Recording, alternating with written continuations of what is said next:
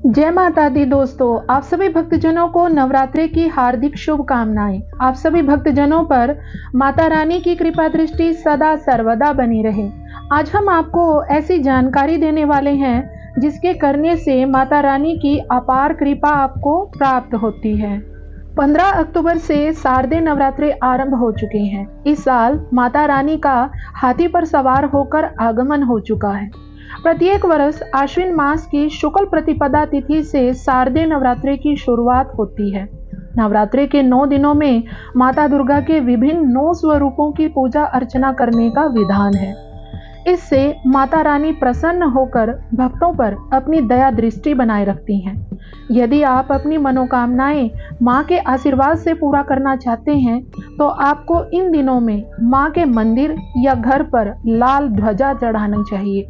लंबे समय से अटके कामों को पूरा करने के लिए नवरात्रि के 9 दिनों तक माता रानी को लाल चुनरी में 5 प्रकार के मेवे रखकर अर्पित करने चाहिए। इसके बाद यह प्रसाद खुद ही ग्रहण कर लेना चाहिए। अगर आप घर में धन दौलत चाहते हैं तो इन दिनों में पीपल के पत्ते पर राम नाम लिखकर उस पर मिठाई रखें। फिर इस पत्ते को हनुमान जी के मंदिर में चढ़ाएं। इससे आपको लाभ होगा, आपके घर में धन की वृद्धि होगी। नवरात्रि में घर के दरवाजे पर ये एक काम करने से आप मालामाल हो जाएंगे। कौन सा है वो काम? नवरात्रि के दौरान माँ दुर्गा के 9 रूपों को अलग अलग दिनों में विशेष पूजा जाता है।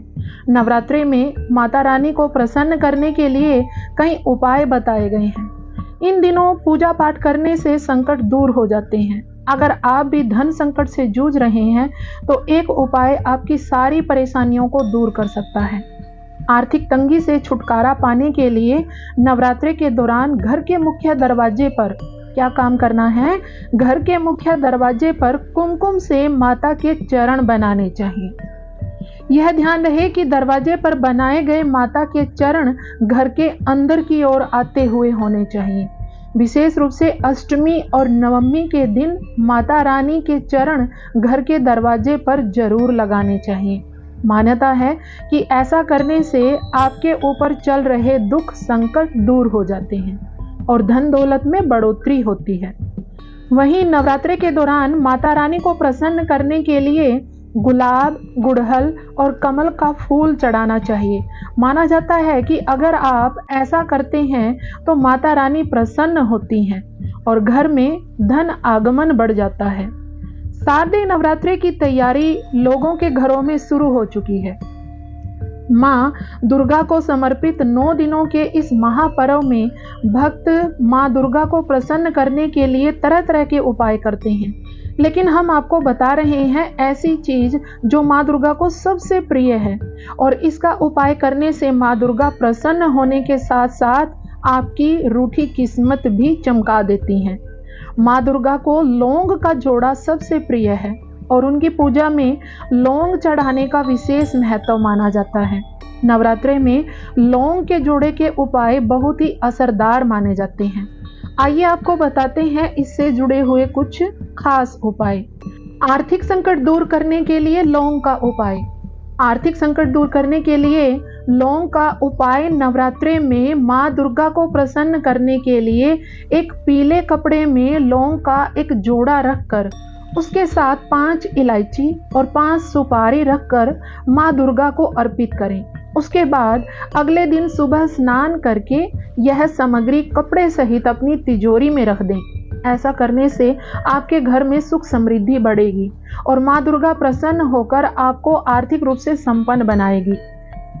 अगर आप काफी समय से नौकरी को लेकर परेशान हैं और काफी मेहनत करने के बाद भी आपको मनचाही नौकरी नहीं मिल पा रही है तो नवरात्रि में रोजाना लौंग का एक जोड़ा अपने सिर के ऊपर से 7 बार उतारकर माँ दुर्गा के चरणों में अर्पित कर दें।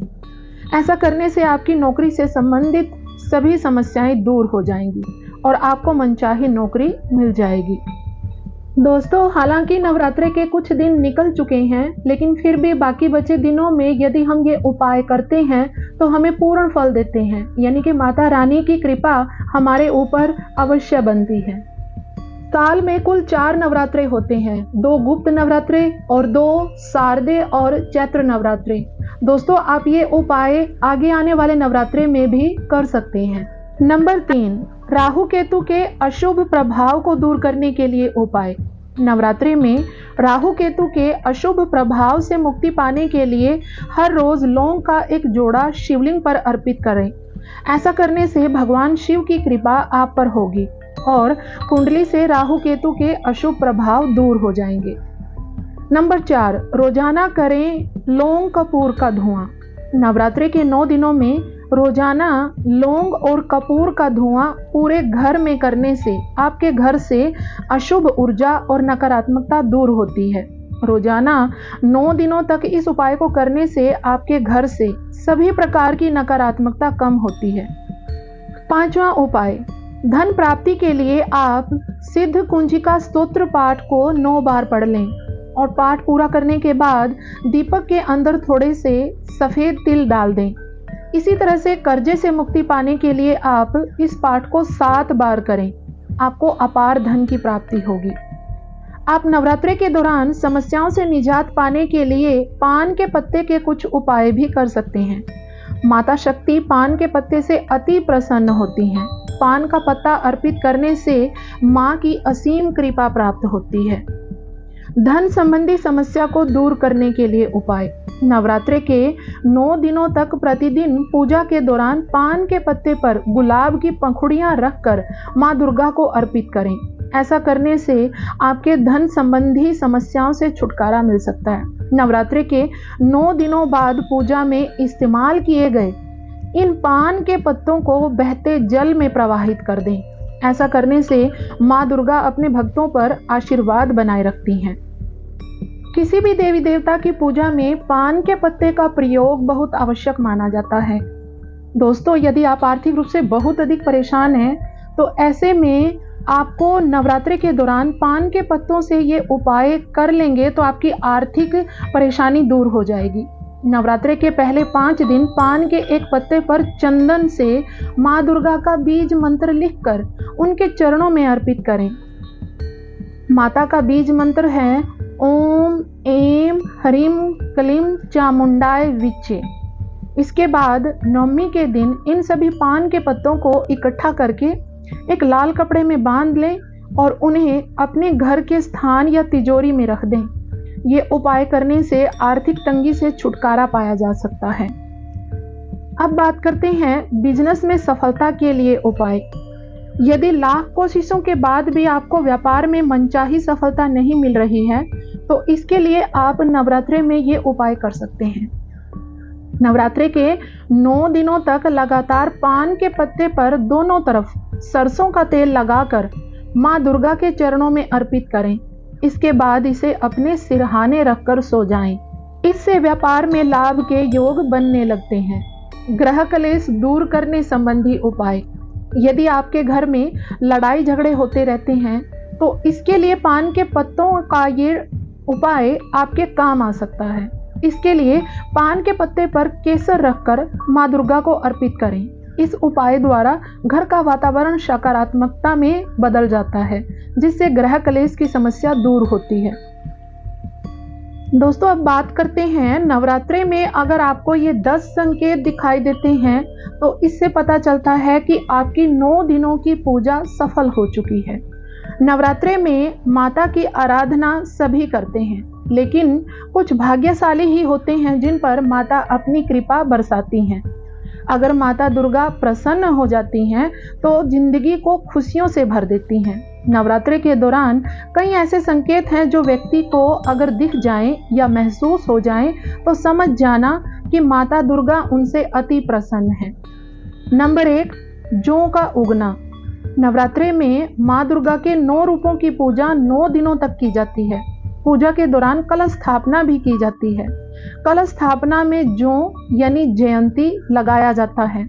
नवरात्रि में यह जौ अगर सही तरह से कलश में उग जाएं और उसमें सिर्फ 1-2 सफेद रंग के जौ उग जाएं तो समझ जाएं माता दुर्गा आपसे अति प्रसन्न है। नंबर 2, अखंड द्वीप। नवरात्रि में पूरे 9 दिनों तक माता दुर्गा के सामने अखंड ज्योत जलाई जाती है। यह दीप अगर 9 दिनों तक एक जैसा ही जलता रहे, दीपक बिना खंडित हुए जले, तो समझ जाएं माता दुर्गा आपसे अति प्रसन्न है। नंबर 3, घर में खुशी का माहौल। नवरात्रि के दौरान पूरे घर में हंसी खुशी का माहौल बना रहे, किसी के साथ कोई वाद विवाद ना हो, सभी सदस्य एक दूसरे के साथ अच्छा मेल मिलाप बनाकर रहें, तो समझ जाएं माता दुर्गा प्रसन्न है। शुभ समाचार मिलना। नवरात्रि के दौरान परिवार के किसी भी सदस्य को या खुद जातक को अगर कोई शुभ समाचार प्राप्ति होती है, तो जातक को समझ जाना चाहिए कि माता दुर्गा उनके पूजन से अति प्रसन्न है, क्योंकि माता दुर्गा के आशीर्वाद से ही शुभ समाचार की प्राप्ति होती है। नंबर 5, स्वप्न में माँ भगवती का आना। नवरात्रि के दिनों में माता दुर्गा किसी भी रूप में आकर आपको स्वप्न में दिखाई दे सकती हैं। यदि व्यक्ति को ऐसा दिखाई देता है, तो समझ जाना चाहिए कि माता आप पर प्रसन्न है, उस पर माता दुर्गा की कृपा है। भगवती कन्या, सुहागन महिला या किसी सुहागन वृद्धा के रूप में स्वप्न में दिखाई दे सकती हैं। नंबर 6, उल्लू का दिखाई देना।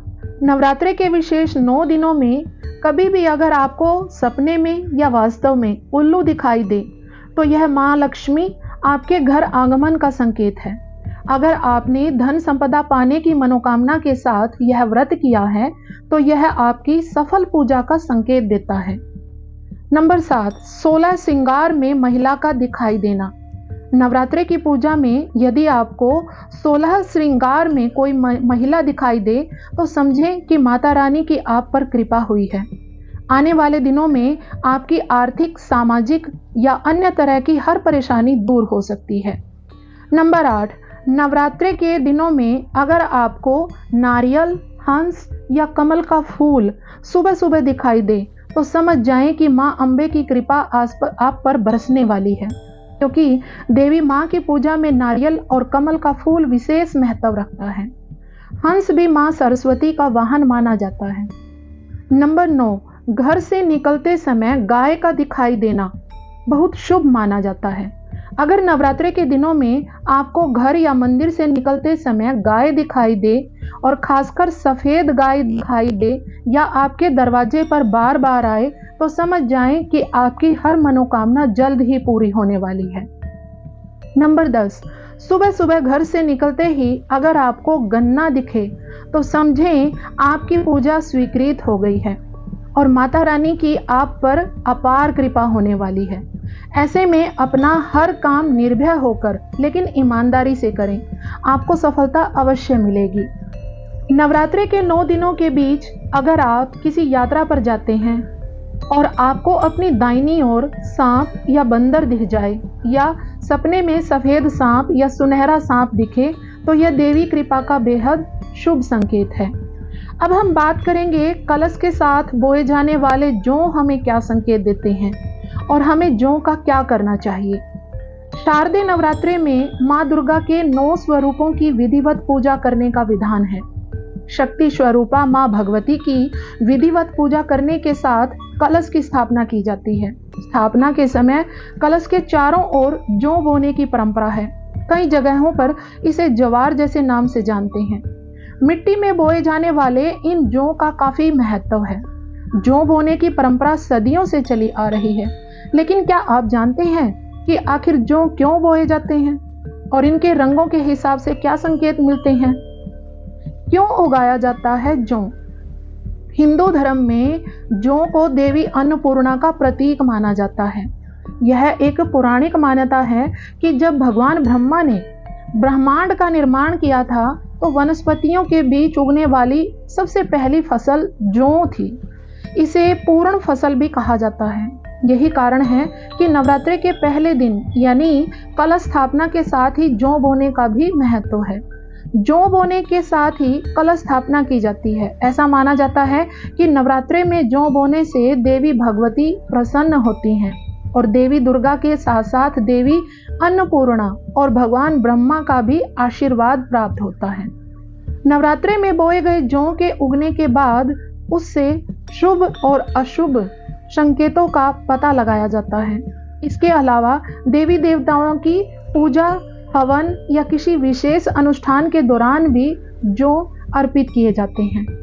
अगर नवरात्रि के 1 या 2 दिनों के बाद जौ उगने लगे और खूब हरा भरा हो तो यह शुभ माना जाता है।